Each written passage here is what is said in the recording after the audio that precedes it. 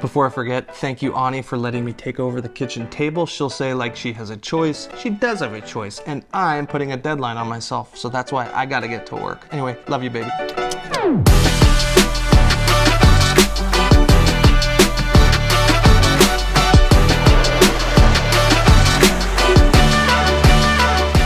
Hey, it's Steve. Welcome back to Clear Direct. This is Avionics Part 2. I'm building a RANS S-21 Outbound. Part 1 was my introduction to what's going on, my ridiculously overkill avionics setup. So I won't go a lot into the LRUs since I've already gone into that. What I want to go into is kind of how I'm setting up and prepping for work.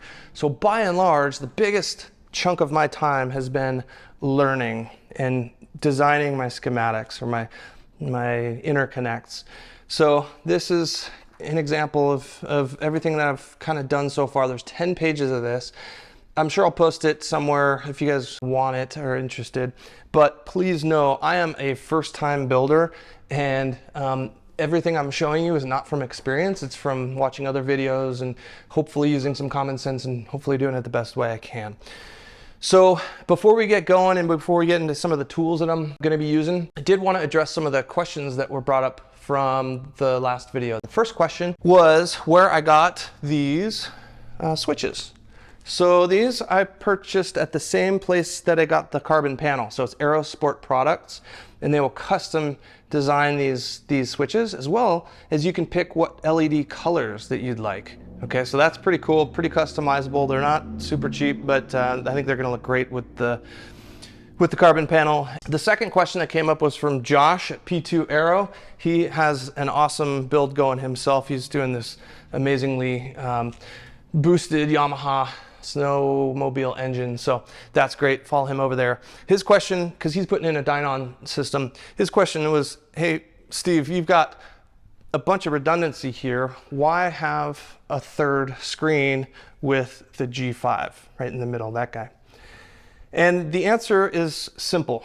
It's also a backup Adahars. If you can see, let me zoom in here, behind there's a pitot-static as well. So it's a backup pitot-static system as well as a backup Adahars. Let me show you my primary Adahars. This is the GSU-25C. I wasn't gonna get too much into LRUs, but I'm answering a question. So that's the primary, if that goes, and that of course has AOA, the other one doesn't. And then the other reason is it also has a battery backup within itself. Okay, so even if my, the alternator fails, the battery fails, the backup battery fails, I still will have GPS. That's the other thing that it has independent GPS antenna out, has battery, has pitot-static, and an ADI or primary flight display. So great question from Josh there. Keep those comments coming, and I'll try to do my best to answer all of you guys individually or just in the next video. Tools are sitting out here for a reason here. Some pin removal tools from when you're making your connectors. And then here's obviously just some strippers. These are just some Strip Master strippers that go down to, I think, 26. I don't think I have anything as small as 26. A couple 24s, lots of 22s and 20s. These are just some generic crimpers for a lot of Molex connections that I'm doing with like wires out to the wings and whatnot. And then the specialized crimpers, or not crimpers, but yeah, I guess they're technically crimpers. They have positioners specific. This is ridiculously expensive, but you need one if you're going to be working with Garmin because the pins are obviously very small and delicate, and you don't want to get them wrong. So this is a great tool to have. Haven't used it yet, so I'll let you know how it goes. And then just a brand new pair of snippers that are nice and sharp. Let's talk wires before we get into kind of how this table is laid out. So red means power, okay? So this is a little thicker gauge, 20 gauge power. I've got 75 feet of that. I have no idea if this is going to be enough or not. The next power is 22 gauge. I got 200 feet of that. Should be plenty, I hope. We'll see. I've got 200 feet of black 22 gauge. This is primarily for grounding cords.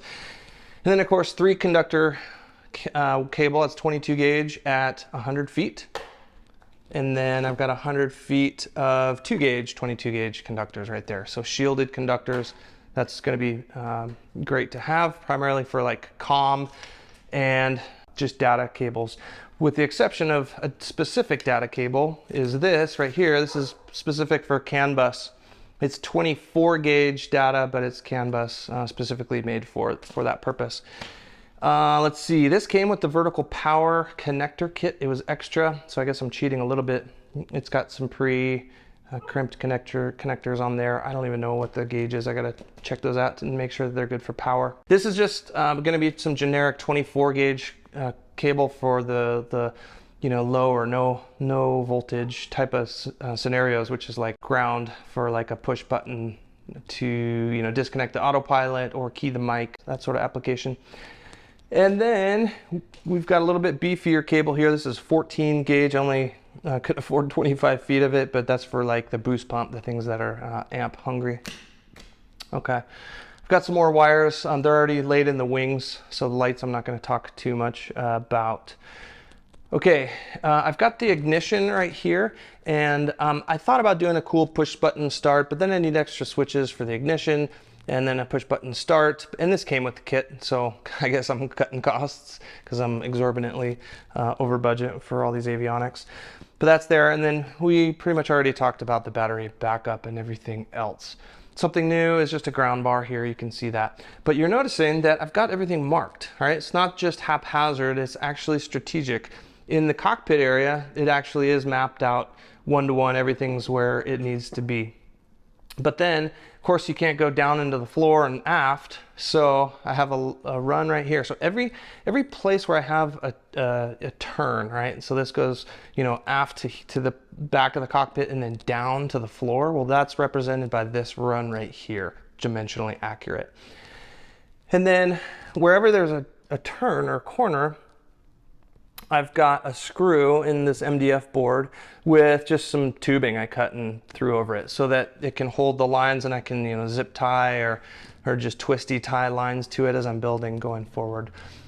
And pretty much you can see that I've got it all laid out like that. I didn't think I would need a master solenoid because that's what I figured was the job of this PPS system, but this is going to be on the firewall, and since in my particular install I've got a Titan IO340 engine, which is pretty heavy on order, so I needed center of gravity with a little bit of heft and weight in the back. So the battery is back here, which makes a fairly long, hot 12 volt, potentially high power, high amperage line going forward. So that solenoid effectively allows me to make this line cold and only be hot full time right here. Back to the other stuff over on the table here, just a bunch of connectors, solder sleeves, pins. I have got a ton more, strategically in certain locations underneath on the chairs of back shells, other connectors, the tin aluminum sleeves for grounding out a shield to the back shell.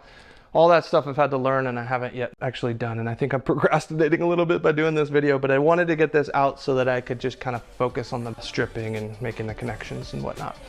So I think that about covers the update for Avionics Part 2. It is time to put the camera down and get to work. I hope you all are doing well. Until next time, you're cleared direct. Today is gonna be